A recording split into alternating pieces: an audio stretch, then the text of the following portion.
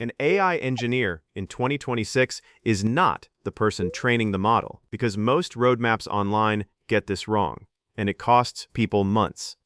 There's a small group at OpenAI, Anthropic, Google, and a few Chinese labs who actually build the models. That work needs a research background and compute that costs more than most companies are worth. That's not the job market.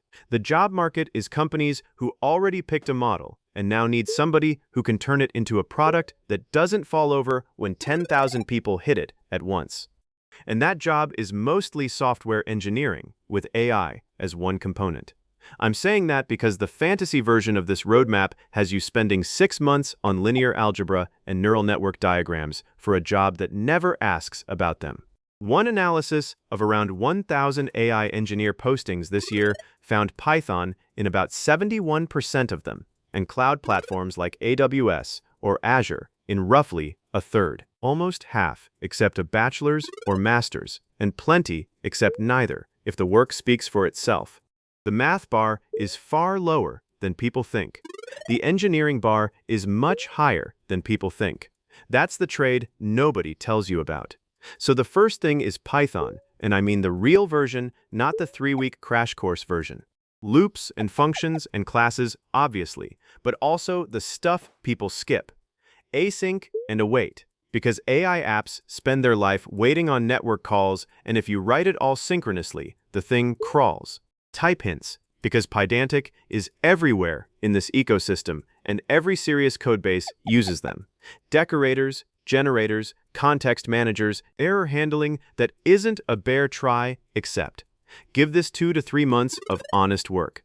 If you already know Python from web dev or scripting, you're maybe 3 weeks from where you need to be, and the async and typing part is probably your gap. If you've already got a data background, your gap is different. You can probably do pandas in your sleep, but you've never shipped a service. You've lived in notebooks, and the honest truth is nobody deploys a notebook. Your bridge is learning to write Python that runs as an application, with a proper project structure, real dependency management, and an entry point that isn't cell number 4. The tooling around Python is where hobbyists and hireable people split. Git and actually understanding branches and merge conflicts, not just pushing to main. The terminal, because you'll live there. Virtual environments, and just use UV at this point. It's fast, and it's the default in most AI repos now. Docker, which I'd call non-negotiable, because the way you hand an AI application to another human is you hand them a container, and an editor you're genuinely fast in. None of this is exciting, and all of it shows up in the interview, because it's how they figure out if you've built things or watched things. Now, that's exactly why I always recommend DataCamp. I've partnered with them for this video because I've personally used DataCamp for years to sharpen my Python and AI skills, and their tracks line up almost perfectly with the path I'm walking you through in this video. The best part is you write real AI Python code right in your browser, get instant feedback, and build actual projects instead of just watching someone else type. It's one of the only resources I found that teaches you AI eng skills with proper hands-on learning. Now, if you're a developer who wants to get into AI fast, the Associate AI Engineer for Developers track is the one I'd point you to. It covers the OpenAI API, Hugging Face, LangChain, vector databases, plus prompt engineering and LLM ops, so you're learning the exact stack companies are hiring for right now. And if you're coming from a data background, the Associate AI Engineer for Data Scientist track helps you make that jump with machine learning fundamentals, deep learning, fine-tuning, and ML ops principles. What I really like is that everything is project-focused. You're building chatbots, summarizing tools, and automation scripts you can actually drop into a portfolio. And there's a direct path to an industry-recognized AI engineer certification you can show off on your resume and LinkedIn. Honestly, I wish this existed when I started out. It would have saved me months of random tutorials and trial and error. If you're serious about becoming a job-ready AI engineer, that's the best place to start. All right, so the models. You need a real mental model of what an LLM is doing, and it's simpler than the mystique suggests. Tokens go in, probabilities come out, one at a time. What matters practically is context windows, which you should treat as a budget you're constantly managing, not as trivia. You should know why a reasoning model burns 10 times the tokens for a marginally better answer, and when that trade is worth paying for.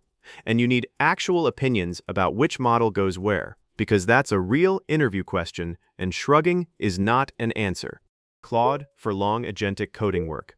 Gemini when you need a huge context window cheaply. Open-weight models like the Qwen or Llama or DeepSeek families when the data legally cannot leave the building, which happens constantly in finance and healthcare.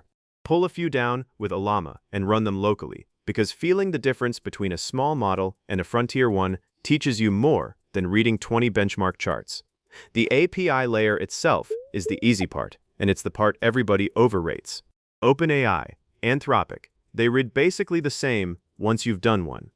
What's worth your time is everything around the call, streaming, because nobody stares at a blank screen for 20 seconds. Structured outputs, so you get clean JSON back instead of a paragraph you have to regex. Retries with backoff, because these APIs fail, and they fail at the worst possible moment. Caching, because your bill will absolutely surprise you the first month. Every one of those is invisible in a tutorial, and every one of those gets poked at in an interview.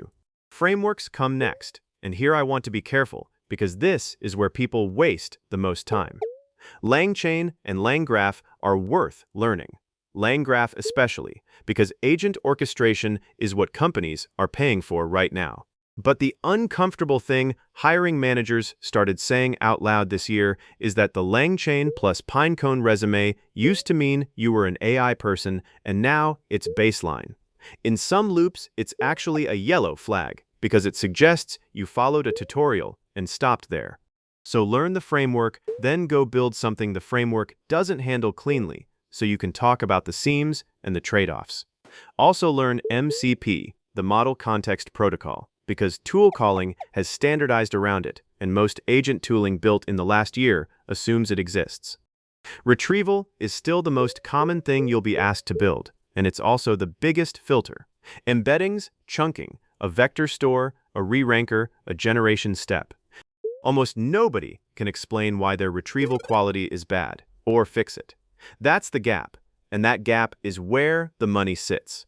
Learn hybrid search, learn re-ranking, learn how chunk size quietly destroys or saves your results, and learn how to actually measure any of it. Which takes me to the thing I'd tattoo on people if I could. Evaluation is the skill that separates a demo from a system, and hardly anyone has it. When you change a prompt, how do you know you made it better and not worse? If the answer is, I tried a few examples and it looked fine, you're not ready for production, and an interviewer will figure that out in about 4 minutes. You need a real test set, a way to score it, and a way to compare two versions honestly. Brain trust, Langsmith, or a spreadsheet and a script. The tool matters far less than the habit. Cost sits right next to this. Being able to cut a production AI bill in half without hurting quality is a skill that pays for your own salary, and very few people can do it, which is exactly why it's worth having. Then comes everything that keeps a system alive with real users on it. Observability, so when a customer complains, you can actually see what the model did. Logging prompts and responses with the sensitive stuff scrubbed. Rate limits, timeouts, and fallbacks. So when your provider has an outage, and it will, you degrade to a smaller model instead of returning a 500. Guardrails against prompt injection, which is a live attack now and not a thought experiment. Especially the second your agent can touch a database or send an email. And then normal backend work. Fast API, Postgres, background jobs, queues. A shipped AI product is maybe 20% model and 80% ordinary engineering. And that ratio is the single most important thing in this video. For projects, please don't build another chatbot. Everybody built one, and they all look the same. Build something with a number attached to it. Take a messy real data set, support tickets or invoices or research papers. Build a system that pulls structure out of it, and publish your accuracy and how you got there. Or build an agent that does a real multi-step task with tools. Then show its failure rate, and show how you brought that failure rate down. Or take an open-source AI project and make it 60% cheaper to run, then write up exactly how you did it. 3 projects like that beat 20 tutorial clones because they prove you can measure, and measuring is basically the job. The market is genuinely there, which is why I'm being blunt about the difficulty. AI engineer keeps landing near the top of fastest growing job title lists. Postings mentioning AI skills roughly doubled from 2024 into 2025, and the salary premium sits somewhere between 30 and 55%, depending on whose survey you believe. Entry level in the US commonly lands in the 100 to 150,000 range, and senior applied roles go well past that. But the demand is specifically for people who've shipped.